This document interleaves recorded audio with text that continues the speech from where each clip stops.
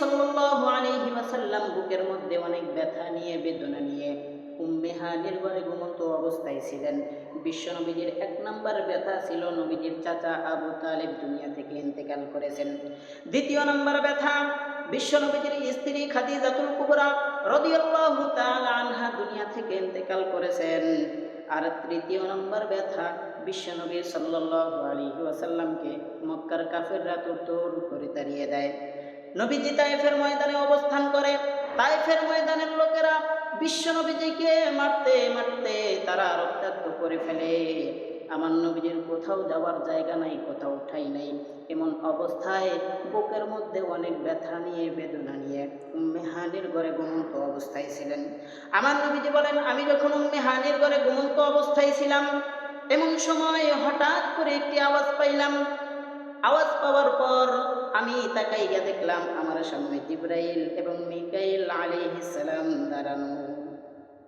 মুহাদ্দিসিনে কেরাম বলেন যে কোন কোন জায়গায় এসেছে জিবরাইলের সাথে মিকাইল আলাইহিস সালাম, আবার কোন কোন জায়গায় এসেছে জিবরাইলের সাথে ইসরাফিল আলাইহিস সালাম।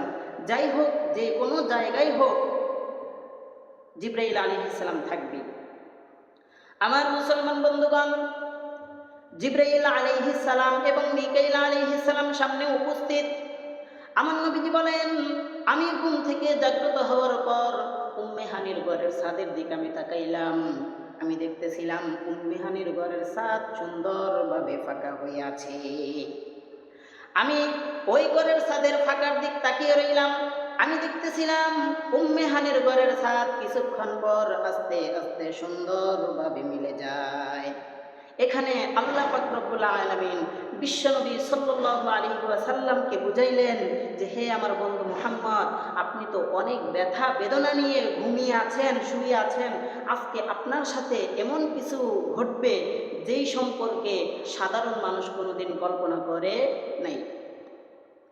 আমার মুসলমান বন্ধুগণ, বিশ্বনবী সাল্লাল্লাহু আলাইহি ওয়াসাল্লাম বলেন, আমি ওই ছাদ লেগে যাওয়ার পর আমি আবার ঘুমিয়ে পড়লাম।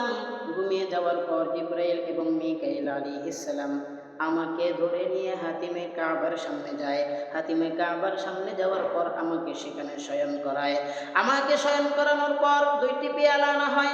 একটি পেয়ালা হলো স্বর্ণের পেয়ালা, আরেকটি পেয়ালা হলো রৌপ্যের পেয়ালা। দুইটি পেয়ালা আনার পর আমার বুকটা চিরে ফেলে শক্ত সদর বক্ষ বিদীর্ণ করা, ওপেন হার্ট সার্জারি যেটাকে বলা হয়, আমার নবীজির বক্ষটাকে কেটে ফেললেন, চিরে ফেললেন। আমার নবীজি বলেন, আমার বক্ষটা কেটে ফেলার পর আমার মধ্যে থেকে আত্মাটাকে বের করে স্বর্ণের পেয়ালার উপরে রাখলেন। অপর এক বর্ণনায় এসেছে নবীজির ঈমান এবং হিকমতটাকে একটা পেয়ালার উপরে রাখলেন। বিশ্বনবীজি বলেন, আমি দেখতেছিলাম আমার বক্ষ বিদীর্ণ করার পর জিবরাইল এবং মিকাইল আলাইহিস সালাম জমজমের পানি দ্বারা আমার বক্ষটা সুন্দর করে ধৌত করে নেয়। আমার বক্ষটা সুন্দর করে ধৌত করে নেয়। এই জায়গায় মুহাদ্দিসিন কেরাম বলেছেন যে হাউজে কাউসারের পানির চেয়ে জমজমের পানি হলো অধিক উত্তম। কারণ যদি হাউজে কাউসারের পানি উত্তম হতো, তাহলে আল্লাহ পাক রব্বুল আলামিন তার প্রিয় হাবিব মুহাম্মদুর রাসূলুল্লাহর বক্ষ ধৌত করার জন্য জমজমের পানি ব্যবহার করতেন না, হাউজে কাউসারের পানি ব্যবহার করতেন। যেহেতু হাউজে কাউসারের পানি ব্যবহার না করে নবীজির বক্ষটাকে ধৌত করার জন্য জমজমের পানি ব্যবহার করেছেন, সেহেতু জমজমের পানি হলো উত্তম। আমার নবীজি বলেন, আমার বক্ষটা সুন্দর করে ধৌত করার পর আমার ভিতরে আবার আত্মাটা লাগিয়ে দেওয়া হয়, ঈমান এবং হিকমতটাকে ঢুকিয়ে দেওয়া হয়।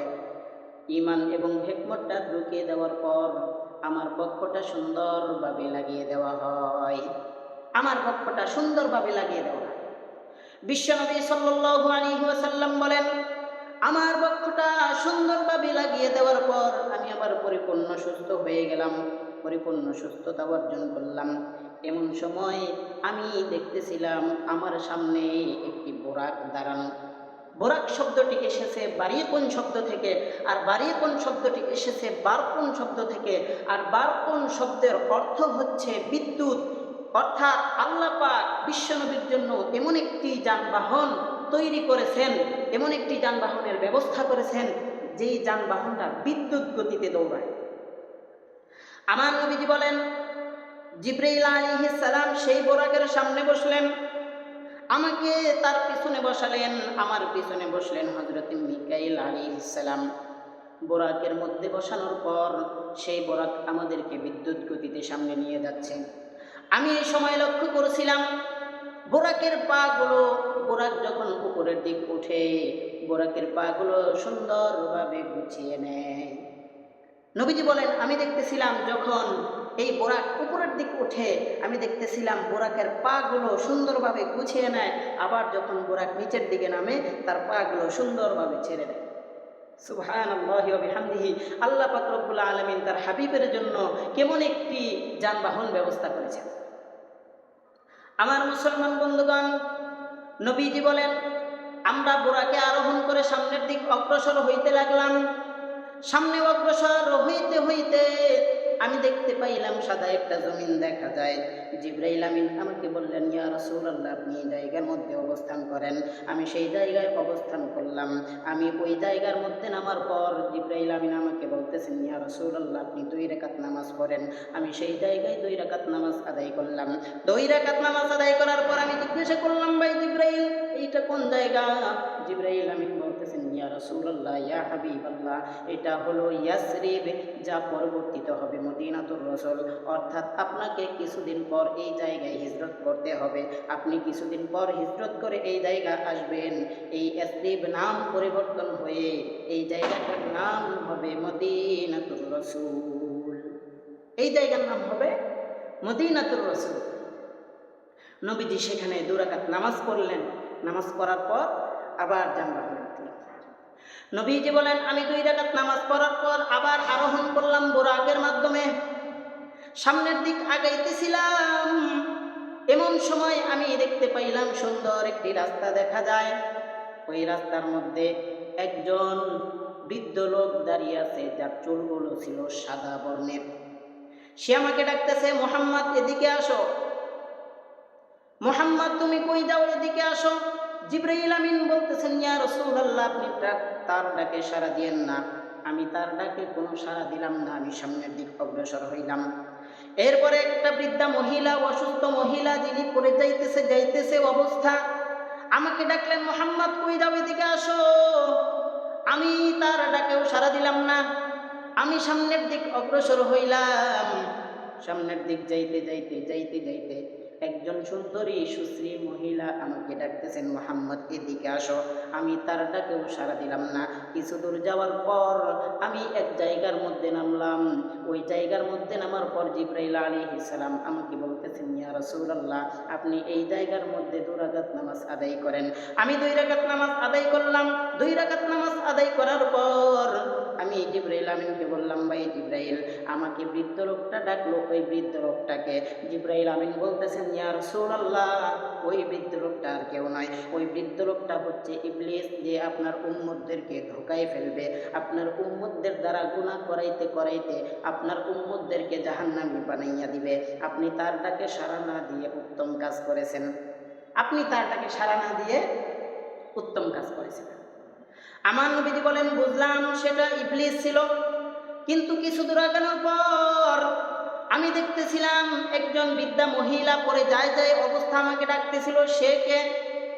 জিবরাইল আমিন বলতেছেন, ইয়া রাসূলুল্লাহ, ওটা কোনো বৃদ্ধা মহিলা ছিল না, ওটা ছিল ইবলিস। যখন আপনার উম্মতদেরকে ধোঁকায় ফেলবে, আপনার উম্মতরা একের পর এক গুনাহের মধ্যে লিপ্ত থাকবে। আপনার উম্মতরা গুনাহ করতে করতে গুনাহের আমলনামা এত বেশি হয়ে যাবে, তারা জাহান্নামের মধ্যে পতিত হতে থাকবে, জাহান্নামের দিকে পড়ে যেতে থাকবে, জাহান্নামের দিক অগ্রসর হতে থাকবে। এই নমুনা আল্লাহ পাক রব্বুল আলামিন এই বৃদ্ধা মহিলার দ্বারা আপনাকে দেখিয়ে দিলেন।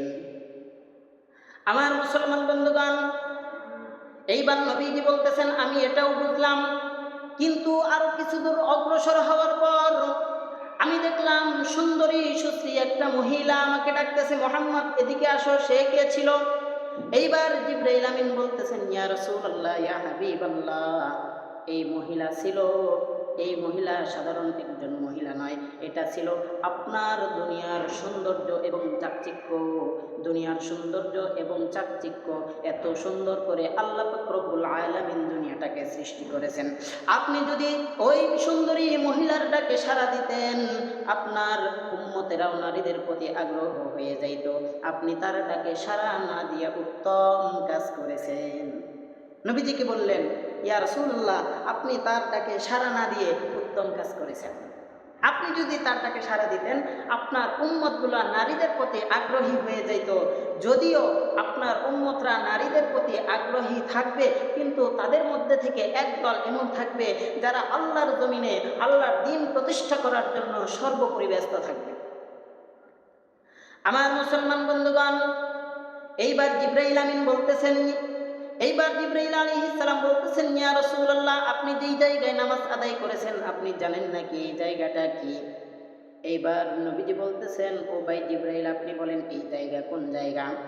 জিবরাইল আমিন বলতেছেন, ইয়া রাসূলুল্লাহ, আল্লাহ পাক রব্বুল আলামিন বাবা ছাড়া একজন নবীকে পৃথিবীর জমিনে পাঠিয়েছিলেন। যে জন্মভূমিতে বাবা ছাড়া ঈসা নবীকে পাঠাইয়াছিলেন, এটা হলো সেই ঈসা পয়গম্বরের জন্মভূমি। এইখানে হযরত ঈসা আলাইহিস সালাম জন্মগ্রহণ করেছিলেন, বাবা ছাড়া বৈধ পন্থা। আমার নবীজি বলেন, তারপর আমি আবার যানবাহনে উঠলাম, সামনের দিকে অগ্রসর হইতেছিলাম। কিছু দূর যাওয়ার পর আমি দেখতেছিলাম বিশাল বড় একটা মানুষের দল দেখা যায়। মানুষের দলগুলোর সামনে আমি একজন কোন ব্যক্তিকে দেখলাম, যে ব্যক্তি বিরাট বড় হাতুড়ি নিয়ে দাঁড়িয়ে আছে। কিছুক্ষণ পর পর তাদের মাথায় এত জোরে আঘাত করে, আঘাত করার সঙ্গে সঙ্গে তাদের মাথাগুলো চূর্ণ বিচূর্ণ হয়ে যায়, শরীরগুলো রক্তাক্ত হয়ে যায়, তাদের মাথা এবং শরীরগুলো ক্ষত বিক্ষত হয়ে যায়। আমি জিবরাইল আমিনকে জিজ্ঞাসা করলাম, ভাই জিবরাইল, এই শাস্তি তাদেরকে কেন দেওয়া হচ্ছে? জিবরাইল আমিন বলতেছেন, ইয়া রাসূলুল্লাহ, এই সমস্ত লোক আল্লাহর জমিনে থেকে, পৃথিবীর মধ্যে থেকে যারা আল্লাহর হুকুমকে লঙ্ঘন করেছে, 5 ওয়াক্ত নামাজ আদায় করে নাই, আল্লাহ পাক রব্বুল আলামিন তাদেরকে এইরকম শাস্তি দিচ্ছে। এই সমস্ত লোক হলো তারা যারা আল্লাহর জমিনে থেকে আল্লাহর হুকুম আদায় করেনি, যারা নামাজ আদায় করেনি, তাদেরকে আল্লাহ পাক রব্বুল আলামিন এখন শাস্তি দিচ্ছে। নবীজি দেখতেছেন তাদের মাথায় যখন আঘাত করা হয়, মাথা চূর্ণ বিচূর্ণ হয়ে যায়, মস্তকগুলো ছিটকে ছিটকে পড়ে যায়, আবার অল্প সময় পর ভালো হয়ে যায়। আবার তাদের মাথায় নিক্ষেপ করা হয়, তাদের মাথায় হাতুড়ি দিয়ে আঘাত করা হয়, আবার কিছুক্ষণ পর সুস্থ হয়ে যায়, আবার আঘাত করে। আমি জিবরাইল আমিনকে প্রশ্ন করলাম, ভাই জিবরাইল, এইভাবে কতদিন তার শাস্তি হবে? জিবরাইল আমিন বললেন, এইভাবে কিয়ামত পর্যন্ত তাদের শাস্তি হয়ে যাবে। আমার মুসলমান বন্ধুগণ, বিশ্বনবী সাল্লাল্লাহু আলাইহি ওয়াসাল্লাম বলেন, আমি সামনের দিক অগ্রসর হইলাম। আমি দেখতেছিলাম বিশাল বড় একটি গর্ত দেখা যায়। এই গর্তের উপরিভাগটা হলো সংকীর্ণ আর নিচের ভাগটা হলো অনেক প্রশস্ত। এই প্রশস্ত গর্তের মধ্যে জাহান্নামের আগুনগুলো দাউ দাউ করে জ্বলতেছে, আর আমি দেখতেছিলাম ওই গর্তের মধ্যে জাহান্নামী নারী এবং পুরুষগুলো জ্বলতেছে। জাহান্নামী নারী পুরুষগুলো জ্বলতেছে। আমি এটা দেখার পর জিবরাইল আমিনকে প্রশ্ন করলাম, ভাই জিবরাইল, এটা কেমন শাস্তি? জিবরাইল আমিন আমাকে বলতেছেন, ইয়া রাসূলুল্লাহ, দুনিয়াতে থাকার পর এই সমস্ত নারীগণ নিজের স্বামীগুলো রেখে অন্য বিন পুরুষের সাথে জিনা করত। আল্লাহ পাক রব্বুল আলামিন তাদেরকে এইরকম শাস্তি দিচ্ছেন।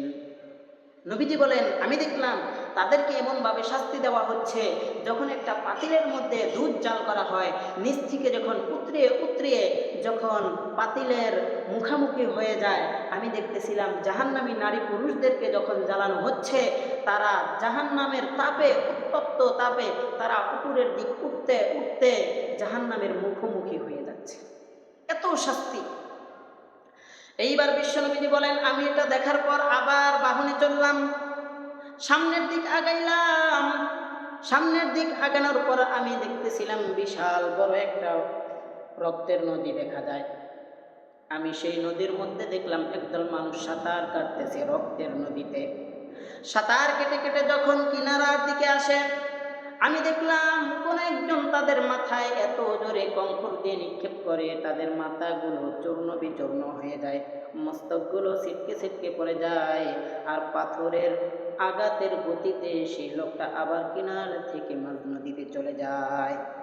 আমি দেখতেছিলাম যখন পাথর দিয়ে নিক্ষেপ করা হয় মস্তকগুলো চূর্ণ বিচূর্ণ হয়ে যায়, তারপরে ওই ব্যক্তি পাথরের আঘাতের গতিতে সে আবার মাঝ নদীতে চলে যায়, মাঝ নদীতে যাইতে যাইতে সে আবার পরিপূর্ণ সুস্থ হয়ে যায়।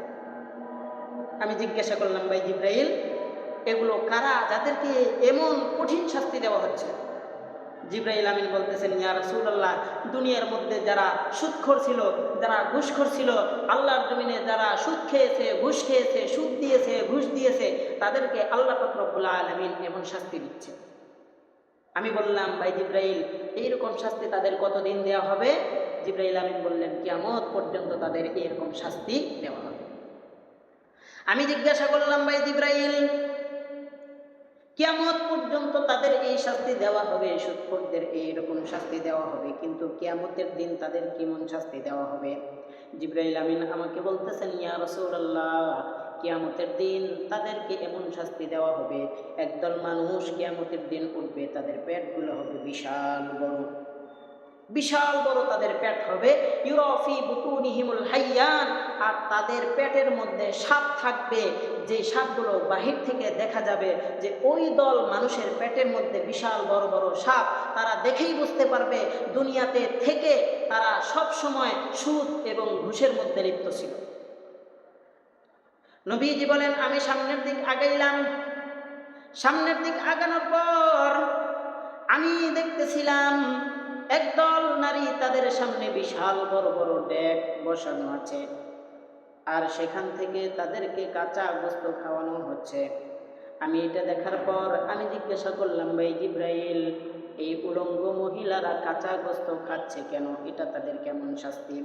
জিব্রাইল আমিন বলতেছেন, ইয়া রাসূলুল্লাহ, তারা দুনিয়ার মধ্যে থেকে এমন অবস্থায় সময় পার করেছে, নিজের স্বামীগুলো রেখে অন্যান্য বীর পুরুষদের সাথে তারা জেনায় লিপ্ত ছিল, পরকিয়া করত।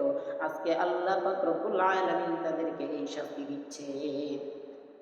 নবীজি বলেন, এটা দেখার পর যখন আমি সামনের দিক অগ্রসর হলাম, সামনের দিক যাওয়ার পর আমি দেখলাম একদল মানুষ বসা, তাদের ডান গালে করাত দিয়ে কাটা হচ্ছে, তাদের গালগুলো করাত দিয়ে কাটা হচ্ছে। আর যখন ডান গাল কাটা শেষ হয়ে যায় তখন বাম গাল কাটার জন্য বাম পাশে আসে। বাম পাশে আসার পর যখন বাম গাল করাত দিয়ে কাটতেছে, এদিক থেকে নবীজি বলতেছেন, আমি যখন দেখলাম ডান গাল করাত দিয়ে কাটার পর যখন বাম দিকে গেল, বাম দিকে যাওয়ার পর যখন বাম গাল করাত দিয়ে কাটতেছেন, আমি দেখলাম বাম গাল কাটার সঙ্গে সঙ্গে ডান গাল আবার পূর্ণাঙ্গ ভালো হয়ে যায়। আবার যখন বাম গাল কাটার পর ডান দিকে আসে, ডান গাল কাটার সঙ্গে সঙ্গে বাম গাল ভালো হয়ে যায়। আবার যখন বাম গাল কাটার সঙ্গে সঙ্গে ডান গাল ভালো হয়ে যায়, ডান গালে ভালো হয়ে যাওয়ার পর আবার ডান দিকে আসে, ডান গাল কেটে ফেলে, বাম গাল ভালো হয়ে যায়।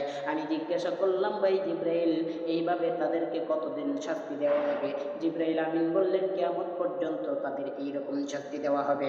আমি জিজ্ঞাসা করলাম, ভাই জিব্রাইল, তাদের এইভাবে গালগুলো করাত দিয়ে কাটা হচ্ছে কেন? জিব্রাইল আমিন আমাকে বলতেছেন, ইয়া রাসূলুল্লাহ, ইয়া হাবিবাল্লাহ, তারা দুনিয়াতে থাকা অবস্থায় পরস্পর মিথ্যা কথায় লিপ্ত ছিল।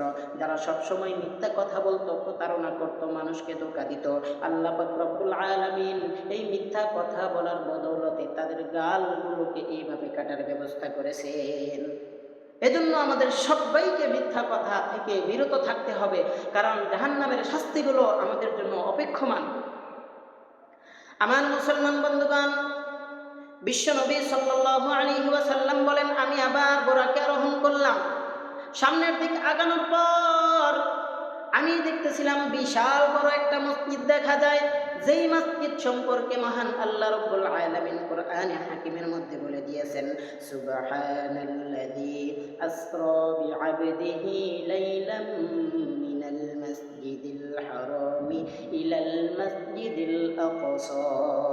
আল্লাহ পাক রব্বুল আলামিন বলেন, সুবহানাল্লাযী আসরা বিআবদিহি, পুত পবিত্রতা বর্ণনা করতেছি ওই সত্তার, যিনি তার বান্দাকে মসজিদে হারাম থেকে নিয়ে মসজিদে আকসা পর্যন্ত রাত্রের কিছু অংশে ভ্রমণ করিয়েছিলেন। বিআবদিহি শব্দটি আল্লাহ পাক রব্বুল আলামিন এখানে ব্যবহার করেছেন। কোন কোন মানুষ বলতে চায় নবীজির মেরাজ হয়েছে, নবীজির ঊর্ধ্বগমন হয়েছে স্বপ্নে যোগে। তারা বিশ্বাস করতে চায় না নবীজির সশরীরে মেরাজ হয়েছে।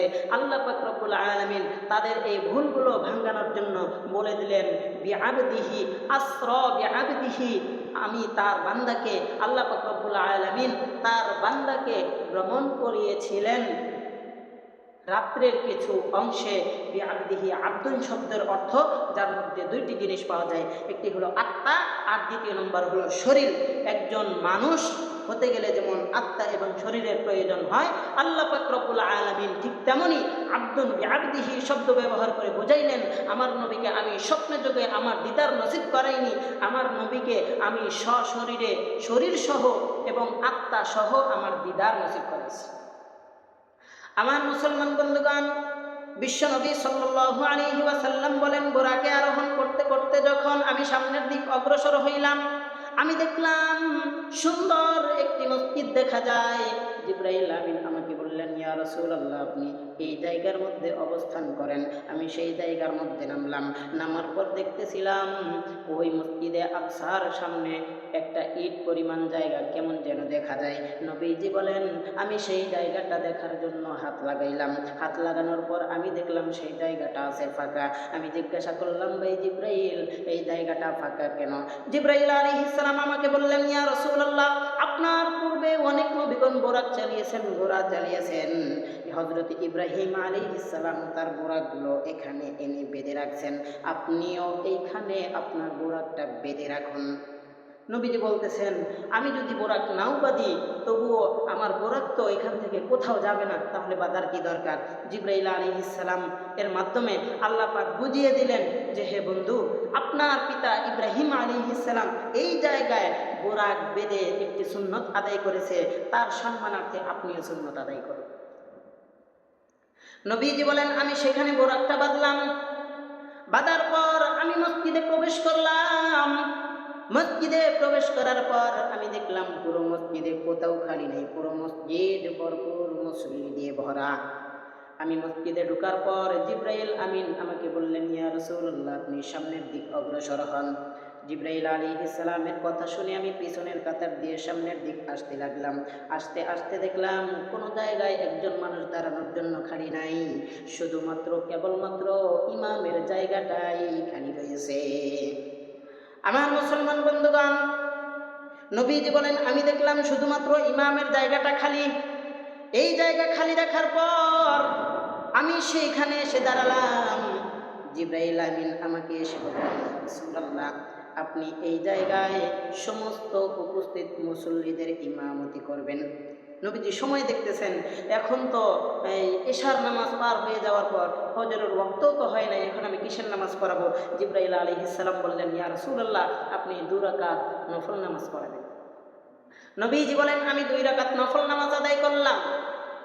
নামাজ যখন শেষ হয়ে গেল, জিবরাইল আমিন আমার কানের সাথে মুখ লাগাইয়া বলতেছেন ইয়া রাসূলুল্লাহ আপনি যে ইমামতি করলেন এই জায়গায় আপনার পিছনে কারা নামাজ পড়ছে আপনি কি জানেন নাকি? আমি বললাম ভাই জিবরাইল এরা তো সাধারণ মানুষ নামাজ আদায় করছেন। জিবরাইল আমিন আমাকে বলতেছেন ইয়া রাসূলুল্লাহ এরা কোনো সাধারণ মানুষ নয়, এরা হলো আল্লাহর পক্ষ থেকে মনোনীত পয়গম্বরগণ। জোরে জোরে বলেন সুবহানাল্লাহ। আমার মুসলমান বন্ধুগণ, জিবরাইল আলাইহিস সালাম বলতেছেন আল্লাহর পক্ষ থেকে আদম আলাইহিস সালাম থেকে আজ পর্যন্ত যত নবী এবং রাসূলগণ আল্লাহ পাক পৃথিবীর মধ্যে পাঠাইয়াছিলেন সমস্ত নবী এবং রাসূলদেরকে আল্লাহ পাক রব্বুল আলামিন আপনার পিছনে নামাজ আদায় করাইলেন। এইবার নবীজি বলেন আমার পিছনে কি সমস্ত নবীগণ নামাজ আদায় করেছেন? জিবরাইল আমিন বলতেছেন ইয়া রাসূলুল্লাহ শুধু নবীগণ আপনার পিছনে নামাজ আদায় করেছে তাই নয়, এই মসজিদের বাহিরে আল্লাহ পাকের কোটি কোটি ফেরেশতা আপনার পিছনে ইক্তেদা করে নামাজ পড়েছে।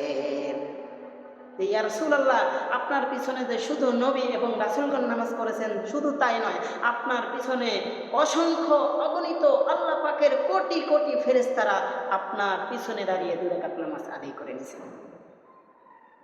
আমার নবীজি বলেন নামাজ যখন শেষ হয়ে গেল, নামাজ শেষ হওয়ার পর আমি দেখতেছি দেখতেছিলাম মসজিদের একটা কোনায় অল্প সংখ্যক লোক মিটিং করতেছে, আলোচনা সভা তারা শুরু করে দিছে। আমি জিজ্ঞাসা করলাম, ভাই জিবরাইল মসজিদের কোনায় ওটা কি হচ্ছে?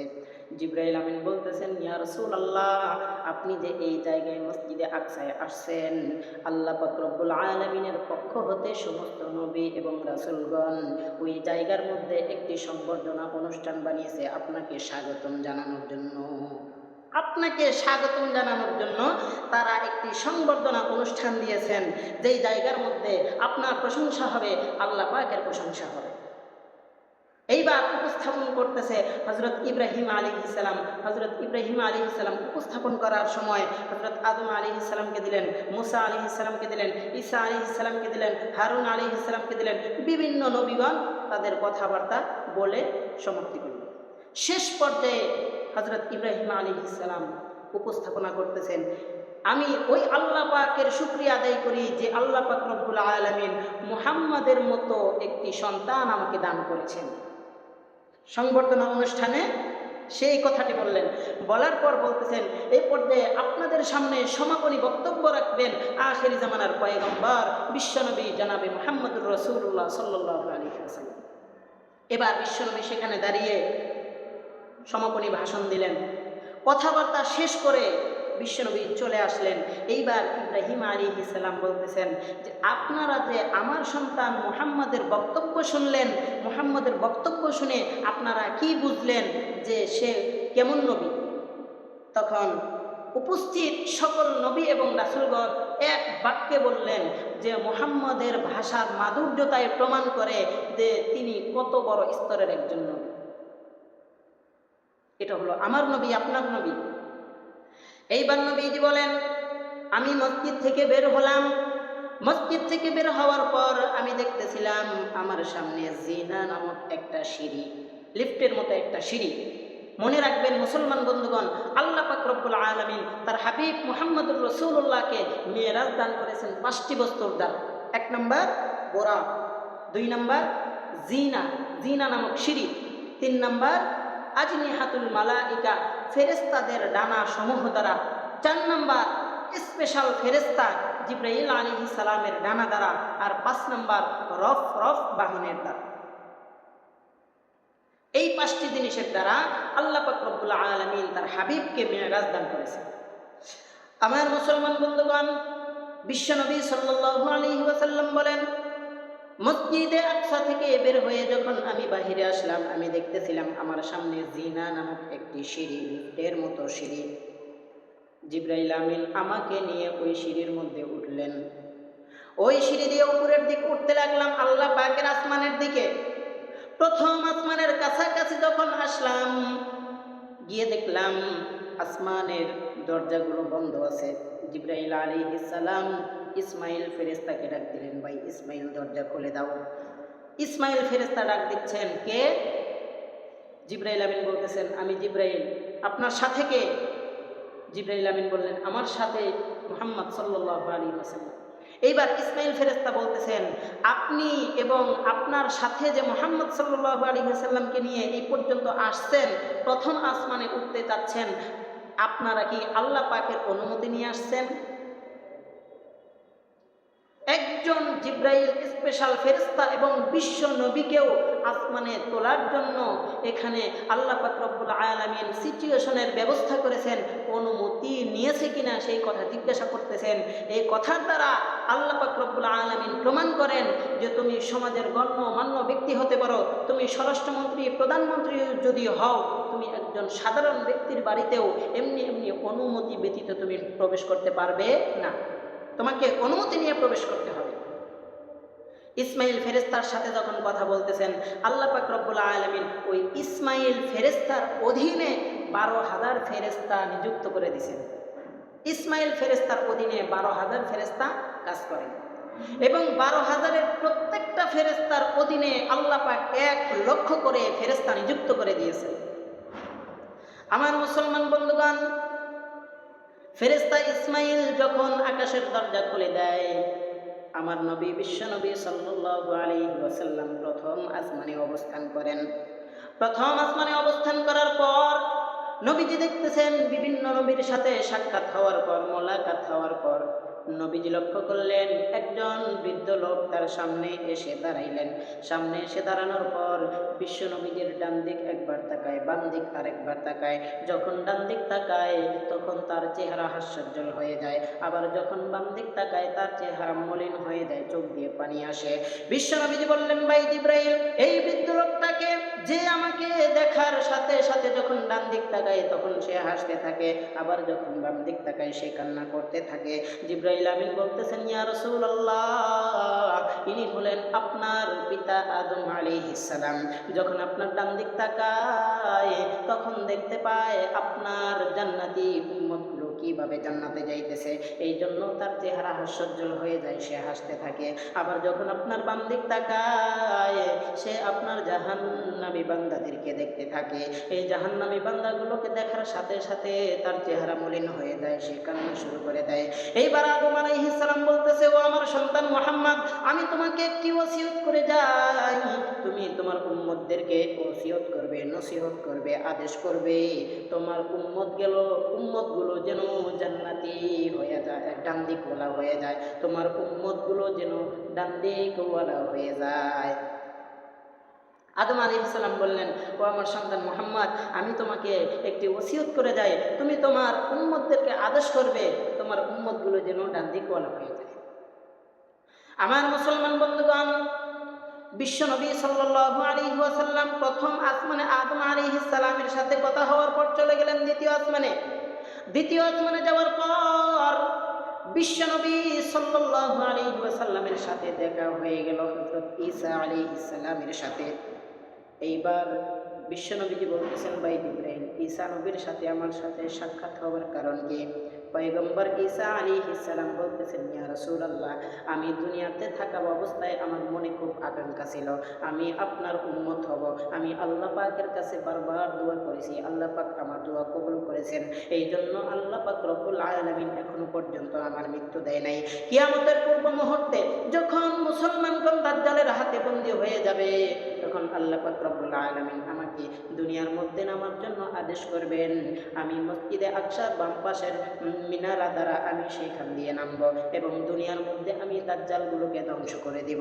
এরপর বিশ্বনবী সাল্লাল্লাহু আলাইহি ওয়াসাল্লাম বলেন, দ্বিতীয় আসমানে হযরত ঈসা আলাইহিস সালামের সাথে দেখা হওয়ার পর আমি চলে গেলাম তৃতীয় আসমানে। তৃতীয় আসমানে যাওয়ার পর আমার সাথে সুন্দর সুদর্শন এক যুবকের সাথে সাক্ষাৎ হলো। আমি দেখতেছিলাম এত সুন্দর সুদর্শন একজন যুবক, আমি মনে করতেছিলাম আল্লাহ পাক রব্বুল আলামিন আসমানের চাঁদ আমার সামনে তুলে ধরেছেন।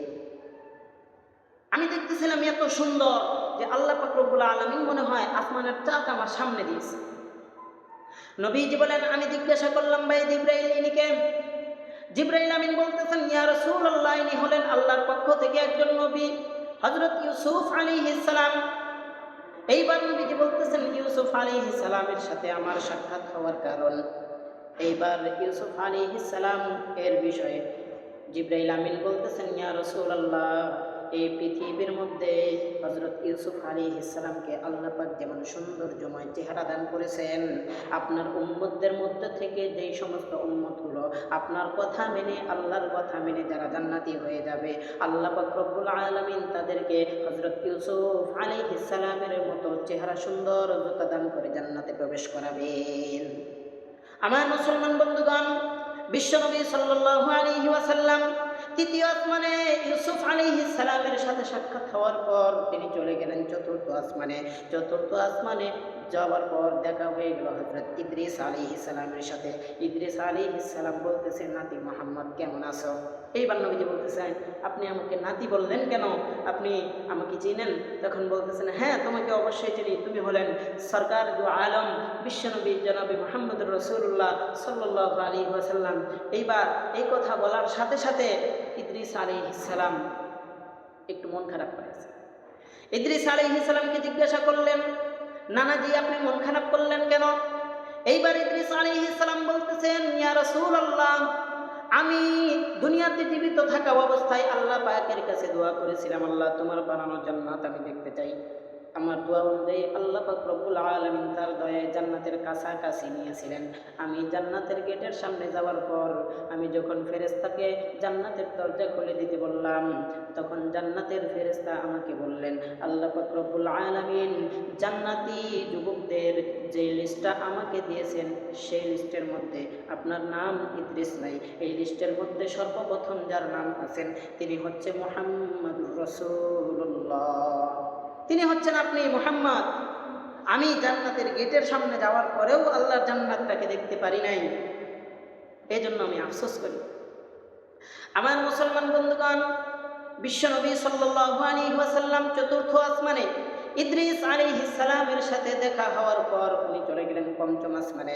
পঞ্চম আসমানে যাওয়ার পর হযরত হারুন আলাইহিস সালামের সাথে সাক্ষাৎ হলো। হারুন আলাইহিস সালামের সাথে সাক্ষাৎ হওয়ার পর নবীজি চলে গেলেন ষষ্ঠ আসমানে। ষষ্ঠ আসমানে যাওয়ার পর এইবার একজন নবীর সাথে দেখা হলো, যিনি বনি ইসরাইলদের নবী হযরত মূসা আলাইহিস সালাম।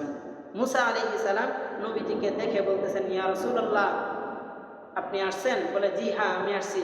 বলতেছেন যে ইয়া রাসূলুল্লাহ আপনাকে দেখে তো আমার মন একটু একটু খারাপ হয়ে গেল। বলে, কি জন্য? বলতেছেন আমি আল্লাহ পাকের কাছে জিজ্ঞাসা করছিলাম, আল্লাহ আমার উম্মত তো কোটি কোটি উম্মত, আমার উম্মতের চেয়ে বেশি আর কোনো উম্মত কি জান্নাতে যাবে?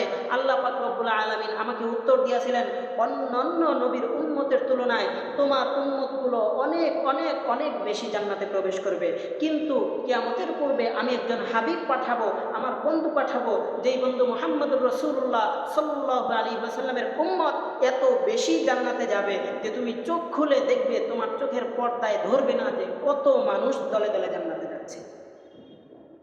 এইবার বিশ্বনবী সাল্লাল্লাহু আলাইহি ওয়াসাল্লাম বলেন, আমি মুসা পয়গম্বরের সাথে কথা বলার পর চলে গেলাম ষষ্ঠ আসমান থেকে সপ্তম আসমানে। সপ্তম আসমানে যাওয়ার পর আমি দেখতেছিলাম সিদরাতুল মুনতাহা, বড়ই গাছের মতো একটা কিছু দেখা যায়। সিদরাতুল মুনতাহা অর্থাৎ সমাপ্তিসূচক জায়গা, সমাপ্তিসূচক জায়গা। বিশ্বনবী সাল্লাল্লাহু আলাইহি ওয়াসাল্লাম বলেন, আমি যখন সপ্তম আসমানে পার হলাম, সপ্তম আসমান পার হওয়ার পর আমি দেখলাম একটি বড়ই গাছের মতো দেখা যায়। আমি সেইখানে দেখলাম একজন বৃদ্ধ লোক, আর ওই বৃদ্ধ লোকটা কিছু কিছু ছোট ছোট ছাত্রগুলো পড়াচ্ছেন, ছোট ছোট বাচ্চাদের ক্লাস নিচ্ছেন। আমি জিজ্ঞাসা করলাম, ভাই জিবরাইল এই ছোট ছোট বাচ্চাকে আর এই মুরব্বীকে?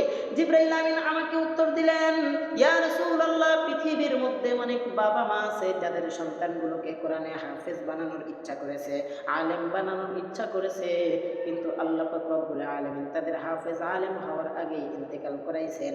আল্লাহ পাক রব্বুল আলামিন ওই সমস্ত ছোট ছোট বাচ্চাদেরকে হযরতে ইব্রাহিম আলাইহিস সালামের ছাত্র বানিয়ে দিয়েছেন, আর হযরত ইব্রাহিম আলাইহিস সালাম ওই সমস্ত বাচ্চাদের ক্লাস নিচ্ছেন।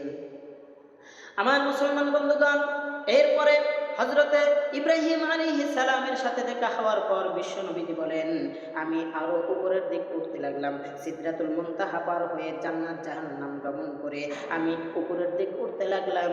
উপরের দিক উঠতে উঠতে আল্লাহ পাকের সামনের দিকে চলে গেলাম।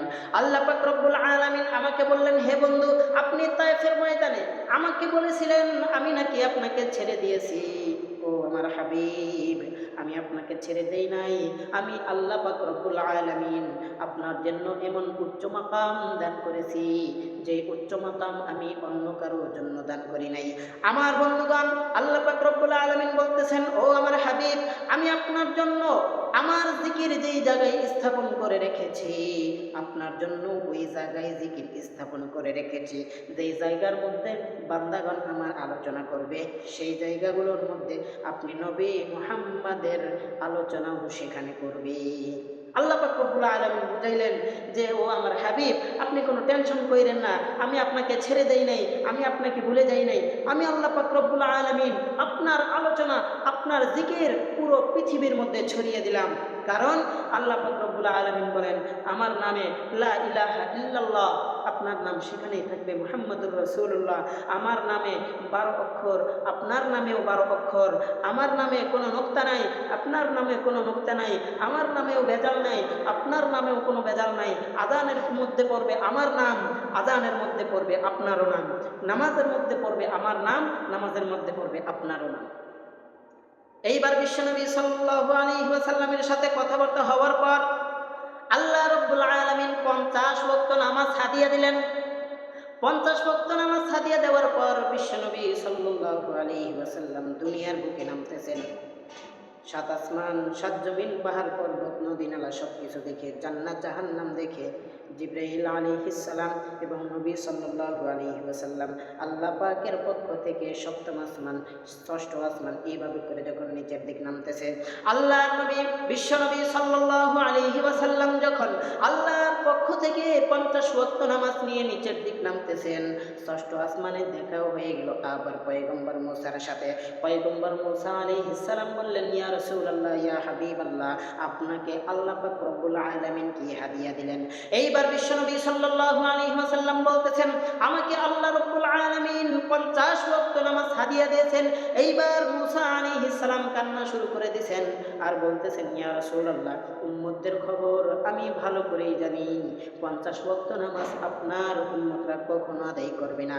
আপনি আল্লাহ পাকের কাছে চলে যান, আল্লাহ পাকের নিকট থেকে নামাজগুলো কমিয়ে আনেন। হাদিসের বর্ণনাগুলোতে পাওয়া যায় কোন কোন জায়গায় 5 ওয়াক্ত করে কমিয়ে দিয়েছেন, কোন কোন জায়গায় 10 ওয়াক্ত করে কমিয়ে দিয়েছেন। বারবার 5 ওয়াক্ত এবং 10 ওয়াক্ত করে যখন কমানো হয়, বিশ্বনবী সাল্লাল্লাহু আলাইহি ওয়াসাল্লাম যখন নিচের দিক আসেন, পয়গম্বর মুসা আলাইহিস সালামের সাথে দেখা হয়। পয়গম্বর মুসার সাথে দেখা হওয়ার পর মুসা আলাইহিস সালাম আবার জিজ্ঞাসা করে কত ওয়াক্ত নামাজ কমিয়ে আনলেন? বিশ্বনবীজি বলেন, এত এত এত এত ওয়াক্ত করে নামাজ আমি কমিয়ে আনলাম। এইভাবে কম কম বলতে বলতে যখন 5 ওয়াক্ত নেমে এসেছে, এইবার পয়গম্বর মুসা বলতেছেন, ইয়া রাসূলুল্লাহ, আপনি আল্লাহ পাকের সান্নিধ্যে আবার চলে যান, আপনার উম্মতগুলো 5 ওয়াক্ত নামাজও আদায় করবে না। আল্লাহ পাকের পক্ষ থেকে আপনি নামাজগুলো আরো কমিয়ে নিয়ে আসেন। এইবার বিশ্বনবী সাল্লাল্লাহু আলাইহি ওয়াসাল্লাম বলতেছেন, আমার লজ্জা হয়, আমার শরম লাগে, আমি আর আল্লাহ পাকের কাছে যেতে পারবো না। আমি বিশ্বনবী সাল্লাল্লাহু আলাইহি ওয়াসাল্লাম 50 ওয়াক্তের মধ্যে থেকে 5 ওয়াক্ত নামাজ নিয়ে দুনিয়ার মধ্যে আরোহণ করলাম। আল্লাহ পাক রব্বুল আলামিন বলেন, ও আমার হাবিব, আমি আল্লাহ পাকের কোনো কথা নড়চড় হয় না। যদি কোনো ব্যক্তি, আমি যদি 50 ওয়াক্ত নামাজ তাদের দান করতাম, তারা 50 ওয়াক্ত নামাজ পড়তো, 50 ওয়াক্ত নামাজ পড়লে যেই সওয়াব হতো, আপনার কোনো উম্মত যদি 5 ওয়াক্ত নামাজ রীতিমতো আদায় করে, আমি আল্লাহ পাক রব্বুল আলামিন তাদেরকে 50 ওয়াক্ত নামাজের সওয়াব দান করে দেব। আমার মুসলমান বন্ধুগণ, এইভাবে বিশ্বনবী সাল্লাল্লাহু আলাইহি ওয়াসাল্লাম একের পর এক আসমান নিচে নামতেছেন। নিচে নামার পর বিশ্বনবী সাল্লাল্লাহু আলাইহি ওয়াসাল্লাম যখন প্রথম আসমান ভেদ করে নিচের দিকে আসলেন, আসার পর নবী সাল্লাল্লাহু আলাইহি ওয়াসাল্লাম যখন বুরাক দ্বারা আরোহণ করতেছেন, আসতেছেন, আসার পর নবীজি এক জায়গার মধ্যে দেখলেন একটা কাফেলা, ওই কাফেলার মধ্যে থেকে একটি উট হারিয়ে যায়। আর ওই কাফেলার সকল মানুষগুলো সেই উট তালাশ করার জন্য ছিঁড়ে ছুটে যায়। আর ওই সময় বিশ্বনবী সাল্লাল্লাহু আলাইহি ওয়াসাল্লাম দেখলেন একটা পাত্র, আর ওই পাত্রর মধ্যে সামান্য একটু পানি আছে। বিশ্বনবী সাল্লাল্লাহু আলাইহি ওয়াসাল্লাম ওই পানিটুকু পান করলেন।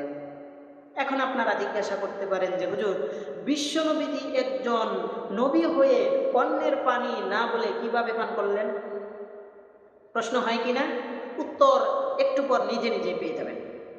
বিশ্বনবী সাল্লাল্লাহু আলাইহি ওয়াসাল্লাম বলেন, আমি পানি পান করার পর সামনের দিক অগ্রসর হলাম। সামনের দিক অগ্রসর হয়ে যখন আমি মসজিদে হারামের দিকে আসতে লাগলাম, এমন সময়ে একটি উট হারানোর পর সেই উটটি আমার এই বাহনের শব্দের কারণে মৃত্যুবরণ করে। মৃত্যুবরণ করার পর আমি যখন চলে আসলাম, আমি চলে আসার পর সকালবেলা সমস্ত কাফেরদের সামনে যখন আমি কথাগুলো প্রচার করলাম যে এই রাত্রের মধ্যে আল্লাহ পাক রব্বুল আলামিন আমাকে মসজিদে হারাম থেকে মসজিদুল আকসা পর্যন্ত এবং মসজিদে আকসা থেকে নিয়ে আল্লাহ পাকের আরশ পর্যন্ত আমি ভ্রমণ করেছি, এই সংবাদ আমি সমস্ত কাফেরদের মধ্যে ছড়িয়ে দিলাম। বিশ্বনবীজি বলেন, সকাল হওয়ার সাথে সাথে এই সংবাদ আমি সমস্ত কাফিরদের মধ্যে ছড়িয়ে দিলাম যে এই রাত্রের সামান্য অংশে আমি বিশ্বনবী আল্লাহ পাকের 7 আসমান ভ্রমণ করে আল্লাহ পাকের সান্নিধ্যে গিয়ে সেখান থেকে 50 ওয়াক্ত নামাজ এইভাবে করে করে আমি 5 ওয়াক্ত নামাজ আমি তোমাদের সামনে নিয়ে আসছি। জিবরাইল আলাইহিস সালাম হাতে তালি দিচ্ছেন আর বলতেছেন, এইবার মুহাম্মদ এমন একটা কথা বলছে যে কথার কারণে মুহাম্মদ সাল্লাল্লাহু আলাইহি ওয়াসাল্লামকে এইবার ডাবানো যাবে। কারণ এতদিন মুহাম্মদকে নিচু করার জন্য, মুহাম্মদের মাথাকে নিচু করার জন্য অনেক চেষ্টা করেছি, কিন্তু পারি নাই। কিন্তু আজকে বিশ্বনবী সাল্লাল্লাহু আলাইহি ওয়াসাল্লাম এমন একটি কথা বলেছেন যে কথার কারণে মক্কার কোনো ব্যক্তি কথা বিশ্বাস করবে না। এরপর আবু জাহেলের যে সমস্ত সাঙ্গপাঙ্গ ছিল তাদেরকে বলতেছেন, ও আমার দল প্রতিনিধি, তোমরা বিশ্বনবীর সবচেয়ে কাছের বন্ধু আবু বকরকে খবর দাও যে বিশ্বনবী এখন উল্টাপাল্টা কথা বলতেছে, যেইগুলা কথা বিশ্বাস করবে তো দূরের কথা, কল্পনাও করা যায় না, এই সমস্ত কথা বলতেছে, যাও তাকে সংবাদ দাও। বিশ্বনবী সাল্লাল্লাহু আলাইহি ওয়াসাল্লামকে বিশ্বনবী সাল্লাল্লাহু আলাইহি ওয়াসাল্লামের কথা তাদের সামনে সংবাদ দেওয়া হলো। এইবার তারা বলতেছেন যে, হে আবু বকর, তোমার বন্ধু তো এই কথা বলতেছে, মসজিদে হারাম থেকে মসজিদে আকসা থেকে আল্লাহর আরশ পর্যন্ত গেছেন, আবার আসছেন সামান্য এই রাত্রের কিছু অংশের মধ্যে, তো আপনি কি মনে করেন? এইবার আবু বকর সিদ্দিক রাদিয়াল্লাহু তাআলা আনহু বলতেছেন, এটা কি আমার বন্ধু মুহাম্মদ বলছেন? তো তারা বলতেছেন, হ্যাঁ, আপনার বন্ধু মুহাম্মদ বলছেন। তখন আবু বকর সিদ্দিক রাদিয়াল্লাহু তাআলা আনহু বলতেছেন, যদি আমার বন্ধু মুহাম্মদ এই কথা বলে থাকে তাহলে আমি বিশ্বাস করে নিলাম যে চিরন্তন সত্য কথা তিনি বলেছেন, আমি তার কথার উপর ঈমান আনলাম। আমার মুসলমান বন্ধুগণ, আবু জাহেল বলতেছে, মুহাম্মদ, তুমি যে আল্লাহ পাকের সান্নিধ্যে গিয়েছিলে তার প্রমাণ কি? তুমি কি আমার সামনে তার প্রমাণ দিতে পারবা? বিশ্বনবী সাল্লাল্লাহু আলাইহি ওয়াসাল্লাম এইবার বলতেছে, হ্যাঁ, অবশ্যই প্রমাণ দিতে পারবো, আপনি প্রশ্ন করেন। এইবার আবু জাহেল প্রশ্ন করে বলতেছেন, ও বাতিজা মুহাম্মদ, তুমি যে মসজিদে আকসায় গিয়েছিলে, তুমি বলো তো মসজিদে আকসার জানালার শিক কয়টা? এবার আমি আপনাদের প্রশ্ন করি, এই যে আমাদের এই মসজিদে আপনারা অনেক দিন হলো নামাজ পড়েন, কিন্তু বলতে পারবেন এই মসজিদের জানালার শিক কয়টা? বলতে পারবেন? এই জানালার যে গ্রিল আছে, এই গ্রিলের রড কয়টা বলতে পারবেন? পারবেন না, কিন্তু অনেকদিন হলো নামাজ পড়েন। আর বিশ্বনবীজি তো তখন মাত্র গিয়েছে একবার। তখন আবু জাহেল যখন এই প্রশ্ন করলো, আমার নবীজি মাথা নিচের দিক দিয়ে আছেন আর বলতেছেন, ইয়া আল্লাহ, আমি তো আপনার নিকট সান্নিধ্যে গিয়েছিলাম, ওই সমস্ত কথাই বলছি, কিন্তু আমার চাচা আবু জাহেল এমন একটি কথা বলেছে, আমি তো এখন কোনো উত্তর খুঁজে পাচ্ছি না। বিশ্বনবীজি মাথা নিচের দিক দিয়ে আছেন। আল্লাহ পাক রব্বুল আলামিন জিবরাইলকে ডেকে বললেন, জিবরাইল, তাড়াতাড়ি করে আমার বন্ধু মুহাম্মদুর রাসূলুল্লাহ সাল্লাল্লাহু আলাইহি ওয়াসাল্লামের নিকট যাও এবং মসজিদে আকসা পুরোটাই আমার নবীর চোখের সামনে তুলে ধরো। আমার নবী একটা একটা করে গুনবে আর আবু জাহেলকে তার উত্তর দিবে। আমার নবীজি এবার বলতেছেন 1 2 3 4 5 গুনে গুনে সব উত্তর দেয়া শেষ। এবং এখন বিশ্বনবী সাল্লাল্লাহু আলাইহি ওয়াসাল্লাম বলতেছেন, জানালা এই কয়টা, গ্রিল এই কয়টা, দরজা এই কয়টা, মিনারা এই কয়টা, পিলার এই কয়টা, খাম এই কয়টা। যখন বিশ্বনবী এইভাবে বলতেছেন, আবু জাহেল অবাক হয়ে বুদ্ধি বের করতেছেন, এখন কি বলে মুহাম্মদকে ঠকানো যায়। এখন মুহাম্মদকে বলতেছে, তুমি যা বলতেছো এ কথা সত্যও হতে পারে, মিথ্যাও হতে পারে, কারণ সেখানে গ্রিল কয়টা আছে, জানালা কয়টা আছে সেটা তো আমরা দেখি নাই, তুমি যেটা বলবা সেটাই আমাদের বিশ্বাস করতে হবে। তুমি এমন একটা উত্তর, তুমি এমন একটা প্রমাণ আমাদের সামনে উপস্থাপন করো যেই প্রমাণ আমরা সকলেই নিজ চোখে দেখতে পাই। এইবার নবী মুহাম্মদ সাল্লাল্লাহু আলাইহি ওয়াসাল্লাম ওই যে প্রথম আসমান ভেদ করে নিচের দিকে এসে একটি কাফেলা থেকে পানি পান করেছেন, এইবার তাদের কথা নবীজি বললেন যে, আমি যখন আসমান থেকে ভেদ করে নিচের দিকে আসলাম, আসার সঙ্গে সঙ্গে দেখলাম একটা কাফেলা তারা মক্কার দিকে আসতেছে, আর সেই কাফেলার মধ্যে তারা কিছু সংখ্যক মানুষ তাদের উট হারিয়ে যাওয়ার পর তারা সেই উট তালাশ করার জন্য যখন চতুর্দিক ছড়িয়ে পড়ে, আমি সেইখানে একটি পাত্রে পানি দেখতে পাই, আর সেই পানি আমি পান করেছিলাম। এইবার আবু জাহেল বলতেছে, তুমি যে পানি পান করেছিলা আর সেই কাফেলা যে মক্কার দিক আসতেছে, সে কবে এবং কখন আসবে সময়টা বলে দাও, তাদের কাছ থেকে প্রমাণ নেব। বিশ্বনবীজি আনুমানিক করে 3 দিন পর কথা বললেন যে ওই জায়গা থেকে এই পর্যন্ত আসতে মোটামুটি 3 দিন সময় লাগবে। নবীজি সময় দিয়ে দিলেন, বুধবার সূর্য অস্ত যাওয়ার পূর্ব মুহূর্তেই তারা এখান দিয়ে চলে আসবে। এইবার বুধবার দিন আসার পর আবু জাহেল তার সাঙ্গপাঙ্গদেরকে নিয়ে ওই রাস্তায় দাঁড়িয়ে আছে। এবার দেখতেছেন যে কাফেলা আসতেছে। কাফেলা এই রাস্তা দিয়ে আসবে, রাস্তার সামনে দাঁড়িয়ে আছেন, কিন্তু কাফেলা আসে না, সূর্য ডুবে ডুবে যাবে অবস্থা। এমন সময় আল্লাহ পাকের কাছে বিশ্বনবীজি বলতেছেন যে ইয়া আল্লাহ, আমি তো এটা আনুমানিক বলেছিলাম যে এই সময় আসতে পারে, এখন যদি না আসে আমার চাচা আবু জাহল তো আমার কথাগুলোকে মিথ্যা প্রমাণিত করবে। আল্লাহ তুমি আমাকে সাহায্য করো, সেই কাফেলাটাকে আগাইয়ে দাও, আমি যেন এই নবুয়তের সমস্ত ব্যাখ্যা এবং ঘটনাগুলো মানুষের সামনে সত্য বলে প্রচার এবং প্রসারিত করতে পারি। আল্লাহ পাক রব্বুল আলামিন সূর্যকে হুকুম দিলেন আর বললেন, সূর্য তুমি যেই জায়গায় আসো সেই জায়গায় দাঁড়িয়ে যাও, ওই কাফেলা না আসা পর্যন্ত তুমি সেখানেই দাঁড়িয়ে থাকো। সবাই লক্ষ্য করতেছে, আবু জাহেলের সাঙ্গপাঙ্গ লক্ষ্য করতেছে, সূর্য লাল হয়ে আছে, অনেকক্ষণ হলো ডুববে ডুববে, কিন্তু ডুবে না। এইবার দেখতেছে অনেকক্ষণ পর একটি কাফেলা আবু জাহেলের সামনে দিয়ে ওই রাস্তা দিয়ে অতিক্রম করতেছেন। ওই রাস্তার সামনে যখন আসছেন, সঙ্গে সঙ্গে আস্তে আস্তে করে সূর্য ডুবে যায়। আমার মুসলমান বন্ধুগণ, এইবার আবু জাহেল তাদেরকে প্রশ্ন করতেছে, ভাই তোমরা আজ থেকে কয়েক কিলোমাইল দূরে ওই জায়গায় তোমাদেরকে একটি উট হারাইছিল নাকি? এইবার তারা বলতেছে, হ্যাঁ আমাদের তো উট হারিয়েছিল। আপনি কিভাবে জানলেন? ওই জায়গার মধ্যে আপনাদের একটি মটকায় পানি ছিল, সেই পানিটা হঠাৎ করে উধাও হয়ে গেছে নাকি? তারা বলতেছে, হ্যাঁ আমাদের পানি, আমরা সেই পাত্রের মধ্যে পানি পাই নাই, পাত্রের মধ্যে থেকে পানি উধাও হয়ে গেছে, কে যেন পানি খেয়ে ফেলছে, আমরা তো দেখতে পাই নাই। এইবার ওই সমস্ত লোকেরা বলতেছে, ও আবু জাহেল তুমি কিভাবে জানলে? আবু জাহেল চুপ করে আছে, বলে না, কারণ বিশ্বনবীর কথা তো সত্য হয়ে গেল। এইবার আবু জাহেলের সাঙ্গপাঙ্গ যারা আছে তারা বলতেছে, ও কাফেলার দল তোমরা শোনো, এই জায়গার মধ্যে আল্লাহ পাকের পক্ষ থেকে একটি মনোনীত বান্দা আছে যার নাম মুহাম্মদ। ওই মুহাম্মদ দিক দিয়ে সিদরাতুল মুনতাহা পার হয়ে সাত আসমান ভেদ করে নিচের দিকে আসতে আসতে তোমাদের ওই দিক দিয়ে যখন আসতেছিল, তখন তোমাদের সামনে থেকে সে পানি পান করেছিল। এই কথা শোনার পর আবু জাহেলের সাঙ্গপাঙ্গ যখন এই কথাগুলো বলতেছিল, এইবার আবু জাহেল বড় বড় করে তাকিয়ে আছে আর ইশারা দিচ্ছে যে কথাগুলো বলো না। এই কথাগুলো ওই কাফিলার লোকগুলো শোনার সঙ্গে সঙ্গে সকলেই নবীর উপর ঈমান এনে কালেমা করে মুসলমান হয়ে যায়। তারা কালেমা করে মুসলমান হয়ে যায়। এইবার বিশ্বনবী সাল্লাল্লাহু আলাইহি ওয়াসাল্লামের দ্বিতীয় প্রশ্নের উত্তর, আবু জাহেল ওই সমস্ত লোকদেরকে প্রশ্ন করলো, ও সমস্ত ভাই, তোমাদের মধ্যে থেকে কে একটি উট হারিয়ে গিয়েছিল, আর সেই উটটা কি কোনো একটি বিকট আওয়াজে মৃত্যুবরণ করেছিল? এইবার ওই সমস্ত লোক বলতেছে, হ্যাঁ এই কথাও তো সত্য, কিন্তু আপনি কিভাবে জানলেন? আবু জাহেল কোনো কথা বলে না, চুপ করে আছে।